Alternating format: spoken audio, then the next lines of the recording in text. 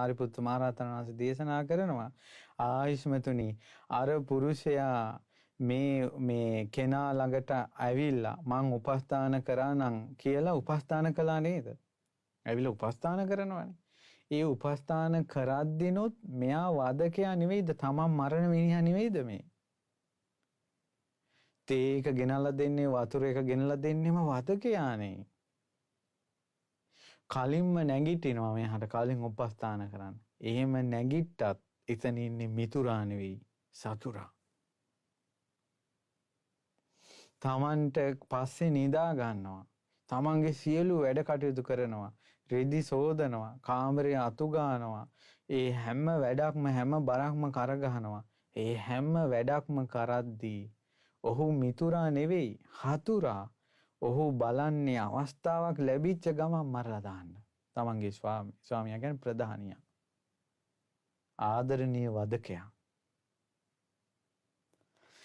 දැන් මෙයා සතුරා වුණේ අර බෙල්ල කපපු ගමන්මද? නෑ. ඒ තමයි ඔහුගේ අභිමතාර්ථය සඵල කරගත්තා. අර තේක ළඟට ගෙනල්ලා දෙනකොට උපස්ථාන කරනකොට හැම වෙලාවෙම සතුරා. පින්වතුනි මේ කරුණාවෙන් කියන්නේ මේ උපමාව තේරුම් ගන්න. මේ උපමාව තේරුම් ගත්තොත් පංච උපාදානස්කන්ධේ ක්‍රියාකාරීත්වය තේරෙනවා. ඔන්න ආයෙසරයක් කරුණාවෙන් මේ කියනවා. ඒ තමයි හොඳ ආරක්ෂිතව ඉන්න ප්‍රධානියෙක් ඉන්නවා. හාම්පුතෙක් ඉන්නවා. හොඳ ලොකු ආරක්ෂාවකින් ඉන්නේ. මෙයාට වෛරක්කාරයෙක් බිහි වෙනවා. වෛරක්කාරයාගේ ඒකායන අභිමතාර්ථය හාම්පුතව මරලා දාන්න ඕන. නමුත් දෙයනේ කිට්ටු වෙන්න විදිහක් නැහැ. මෙයා මහා භවභෝග ධන සම්පත් තියෙන කෙනෙක්. ඒ වගේම තමයි මෙයා ලොකු ආරක්ෂාවක් ඇතුළේ ඉන්නේ. ළඟට යන්න බෑ. මෙයා ඒකට උපක්‍රමයක් යෙදුවා. තමයි මෙයා හිතවතෙක් විදිහට ළඟට ගියා. දාසෙක් විදිහට ළඟට ගියා. ළඟට ගිහිල්ලා දැන් මොකද කළේ? උපස්ථාන කරනවා. තේ එක ගේනවා. කලේ පස්සේ නිදාගන්නේ. ඔක්කොම වැඩ ටික කරනවා ගෙදර. උදේ පාන්දරම නැගිටිනවා. පස්සේ කාලයක් යනකොට මේ වගේ වැඩ කරන මිනිස්සෙක් නැහැනේ.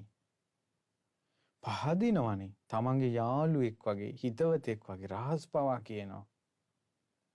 යම් දවසක හිතවත් වෙලා හුදකලා වුණ තැනකදී අර යයිනෙන් පිහිය ගත්තා. හාම්පුතාගේ බෙල්ල කැපුවා. දැන් සාරිපුත්ත මහරහතන් වහන්සේ අහන්නේ යමක තෙරුන් වහන්සේගෙන් දැන් මෙයා හතුරා වෙන්නේ බෙල්ල කපපු වෙලාවේ විතරද? ඇයි තේක ගෙනල්ලා දෙනකොට එයා මිතුරද හතුරද? හතුරා.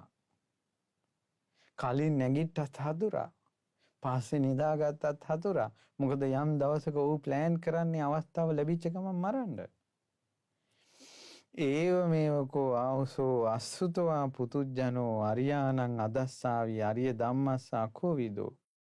මෙන්න මේ විදිහටම ආයස්මතුනි ආර්යානං අදස්සාවි ආර්යයන් වහන්සේලා මේ දැකලා නැති ආර්ය දර්ශනේ නැති ආර්ය ධර්මෙහි හික්මෙච්ච නැති අසෘතවත් පෘතජ්ජනෙක් ඉන්නවා. ඒකට අසෘතවත් පෘතජ්ජනයා කියන එක්කෙනා විස්තර කරන්නේ කොහොමද? ආර්යයන් වහන්සේලා නොදකින කෙනෙක්. ආර්ය ධර්මයට අදක්ෂ කෙනෙක්. ආර්ය ධර්මයේ හික්මෙච්ච නැති කෙනෙක්. ඊළඟට සත්පුරුෂානං අදස්සාවි. සත්පුරුෂයන් වහන්සේලා දැක්කේ නැති කෙනෙක්. සත්පුරුෂ ධර්මයට අදක්ෂ කෙනෙක්. සත්පුරුෂ ධර්මයේ හික්මෙන්නේ නැති කෙනෙක්. එයා මොකද කරන්නේ? රූපය ආත්මේ හැටියට දකිනවා. එහෙම නැත්නම් ආත්මයේ තුල රූපේ තියෙනවා කියලා දකිනවා. එහෙම නැත්නම් ආත්මයේ තිබෙන්නේ රූපේ තුලයි කියලා දකිනවා. මේ විදිහට වේදනාව සංඥාව සංස්කාර විඥානය කියන මේකට කියනවා විෂයාකාර සක්කාය දිට්ඨිය කියලා. තමන් කියලා කෙනෙක් රූපේ තුල ඉන්නවා. තමන් කියලා කෙනෙක් රූපෙන් බාහිරව ඉන්නවා. එහෙම නැත්නම් තමන් කියලා කෙනෙක් ඇතුලේ රූපේ තියෙනවා. එහෙම නැත්නම් රූපේ තුලයි තමන් ඉන්නේ කියලා හතර ආකාරයකට මුලා වෙනවා. මේ විදිහට උපාදාන ස්කන්ධ පහ හතර ආකාරයකට මුලා වෙනකොට 20යි. ඔකට කියනවා 20 ආකාර සක්කාය දිට්ඨිය කියලා. කෙටියෙන් ගත්තොත් රූප, වේදනා, සංඥා, සංකාර, විඥාන කියන පංච උපාදානස්කන්ධය මම කියලා ගන්න. තමන්ගේ. මගේ මෝන, මගේ ලස්සන, මගේ සැප, මගේ සතුට, මගේ සිතිවිලි, මගේ දැනුම, මගේ කියලා ගන්න. ඊට පස්සේ කියනවා දුක්ඛං රූපන්ති යථා භූතං නප්පජානාති. රූපේ දුක් සහිතයි. එයා දන්නේ නැහනේ. ඊළඟට වේදනාව දුක් සහිතයි. එයා දන්නේ නැහනේ. සංඥාව දුක් සහිතයි. සංස්කාරය දුක් සහිතයි. විඥානය දුක් සහිතයි. එයා ඒක දන්නේ නැහැ. දැන් මේ අර උපමාවට යන්න හදන්නේ සතුරා කියලා දන්නේ. ඊට පස්සේ අනත්තං රූපං අනත්තා රූපාති යථා භූතං අප්පජානාති. ඒ අනාත්ම රූපය තමාගේ වසඟේ පවත්වන්න බෑ රූපේ කවදාවත්. ඒ රූපය එයා හිතන්නේ ආත්මයි කියලා. ඒක දන්නේ.